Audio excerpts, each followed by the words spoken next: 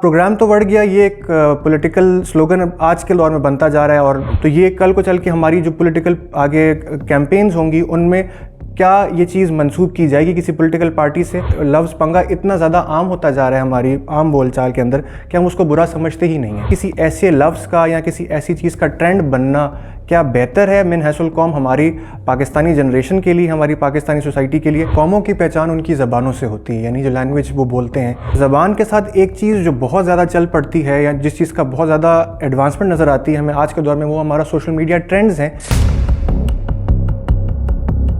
औज़ुबिल्लाहिमिनश्शैतानिर्रजीम बिस्मिल्लाहिर्रहमानिर्रहीम अस्सलाम वालेकुम। कौमों की पहचान उनकी ज़बानों से होती है, यानी जो लैंग्वेज वो बोलते हैं जिसमें आमतौर पे वो कम्युनिकेट करते हैं। और अगर आप इस लफ्ज़ लैंग्वेज की हिस्ट्री की तरफ जाते हैं तो एक वे ऑफ कम्युनिकेशन इसमें एक इंसान दूसरे इंसान से, एक जनरेशन दूसरी जनरेशन से, या एक एंटिटी दूसरी एंटिटी से जब कम्युनिकेट करती है, अपना नॉलेज शेयर करते हैं, तो उसको हम कम्युनिकेशन का प्रोसेस कहते हैं। और कम्युनिकेशन जिस चीज़ के ऊपर काम करती है वो आपकी लैंग्वेज है।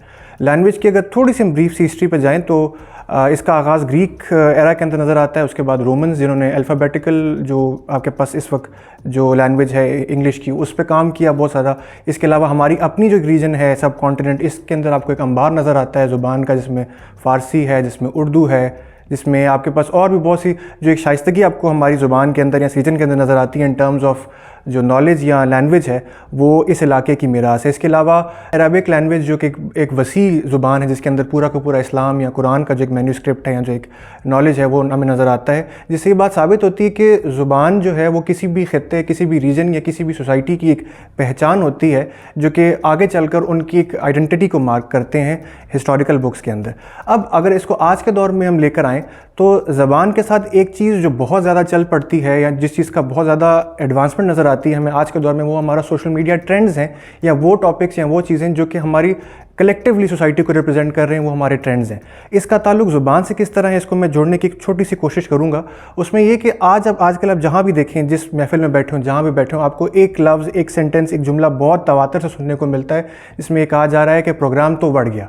अब प्रोग्राम तो बढ़ गया, ये एक पॉलिटिकल स्लोगन आज के दौर में बनता जा रहा है। और टिकटॉक्स और चाहे कोई भी प्लेटफॉर्म आप खोलें उसके अंदर आपको वाफिर मकदार में से मिलता जुलता कंटेंट, इस पर मिलती जुलती लिपसिंग मिलती है, जो कि इस बात की कासी करती है कि मजमूई तौर पे हमारी सोसाइटी का एक ट्रेंड बनता जा रहा है ये सेंटेंस।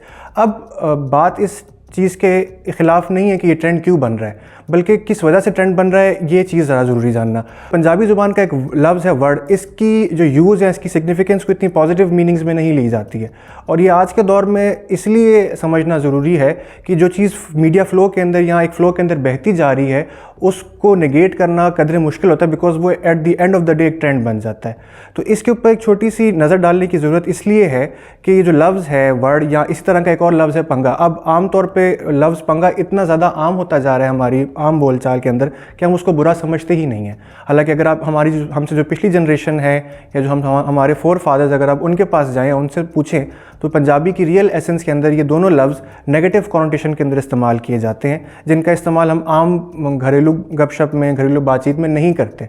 तो मेरा सबसे बड़ा सवाल तमाम मीडिया यूज़र्स से, तमाम सोशल मीडिया यूज़र्स से, या जो ऑडियंस इस वक्त हमें देख रही है, कि क्या हम किसी ऐसी चीज़ का इस्तेमाल करना पसंद करेंगे जो एट अ लॉन्गर रन हमारी सोसाइटी या हमारी कलेक्टिव जो वैल्यूज़ हैं उनके मुनाफी हो, पहली बात। दूसरा, क्या किसी ऐसे लफ्ज़ का या किसी ऐसी चीज़ का ट्रेंड बनना क्या बेहतर है मिन हैसुल कौम हमारी पाकिस्तानी जनरेशन के लिए, हमारी पाकिस्तानी सोसाइटी के लिए। ये दो एक अहम ऐसे सवालात हैं जिनके ऊपर नज़र डालना बहुत ज़रूरी है, क्योंकि कल को अगर ये चीज़ जिसको आज हम एक ट्रेंड सेटर कह रहे हैं, या हम एक फ़िक्रा कह रहे हैं, जुमला कह रहे हैं, ये एक पॉलिटिकल फ़िलासफ़ी या पॉलिटिकल आइडेंटिटी की पहचान बन गई, तो ये कल को चल के हमारी जो पॉलिटिकल आगे कैंपेन्स होंगी उनमें क्या ये चीज़ मंसूब की जाएगी किसी पॉलिटिकल पार्टी से, या इसका जो यूजेज है या जो इसको बोले जाने वाला एक इसका तनासुब है, क्या वो इतना ज़्यादा हो जाएगा कि इसको गलत कहना हमारे लिए मुश्किल होगा या नहीं। ये एक बहुत बड़ा सवाल है।